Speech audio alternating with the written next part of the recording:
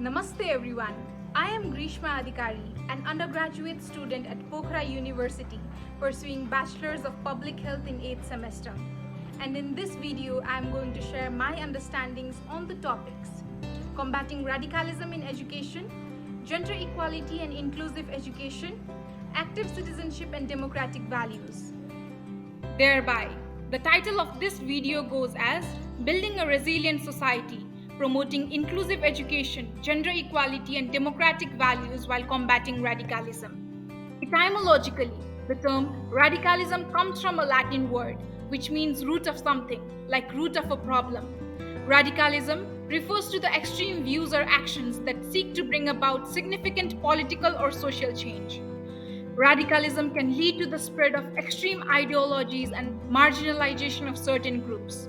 It involves having opinions, views, ideas which could lead to the act of terrorism. Radicalism is like a knife. If you use it to cut fruits and vegetables, it serves as a boon. However, if you use it to stab someone, then it is a bane. But having said that, not all forms of activism are considered radical. Some form of radicalism may be peaceful, while others can be violent and harmful.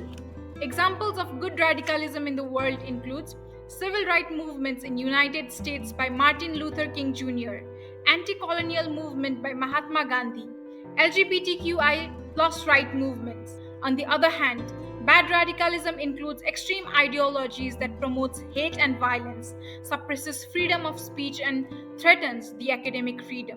So as an operational definition for this presentation, when I mean radicalism, I refer it to as the violent or bad form of radicalism.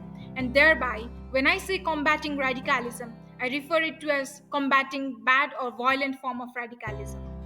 And one of the ways to combat radicalism is through promotion of gender equality and inclusive education.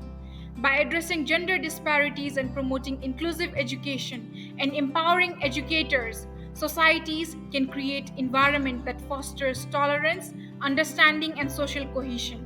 By investing in these approaches, we can lay the foundation for a more inclusive and peaceful future where radical ideologies find less fertile ground to take roots. It fosters a sense of belonging, respect, and acceptance among students, cultivating empathy, critical thinking, and tolerance. By offering diverse perspectives, inclusive education challenges stereotypes, promotes dialogues, and encourages students to think critically about radical ideologies. I would like to share a short story. Neelam is an academically sound student from Tarai region who has been awarded with a scholarship to study at an educational institute in Hilli region. And since she comes from Tarai region, she looks a certain way, has her certain language, and she finds herself different from her other friends. Her friends treat her worse. They tease her, isolate her. She is often catcalled using different names. Pardon me for saying this, she is specifically called Madhesi. And it so happens that she comes from a Dalit community, so-called lower caste community. For Neelam, every day is a struggle. Every day she is made to feel insecure and is often outcasted. She has developed an identity crisis. She doesn't dream big, but just wishes to be treated just like her other friends. She wants to be heard, loved, respected, and accepted for who she is. And I wish to drive your attention to the fact that childhood or young age is the best time when the foundation for life sets up. The adverse experiences and social isolation experienced at that age might have an impact in her later life. So if we break the process of Neelam's story, and I specifically call it a process because radicalism is a process. Neelam is bullied and she is often treated insignificant. She is not included in activities conducted by her friends and she has developed an identity crisis. She is outcasted from that environment. She has many bitter experiences. And when she finds an outlet, the outcome are often bitter, and in the worst case, it comes out in the form of violence or multi-generational cycle of trauma or other radical behavior.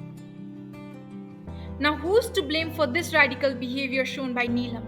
Is it Neelam herself, government, the culture that we are brought up in? Here, the education system has done its best to mitigate radicalism.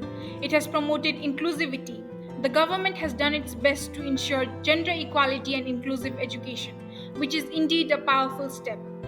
But somehow it is not working.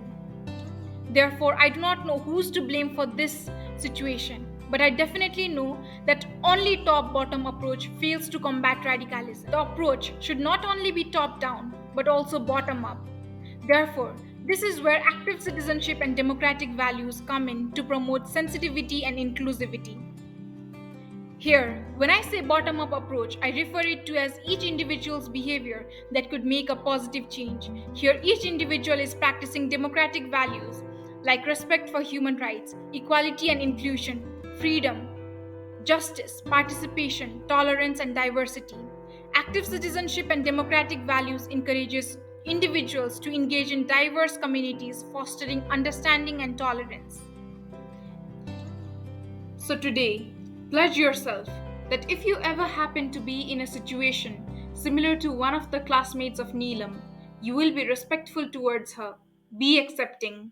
By doing so, you are not only respecting Neelam as an individual, but you are respecting the larger number of individuals she is representing along with her, with similar backgrounds and similar stories.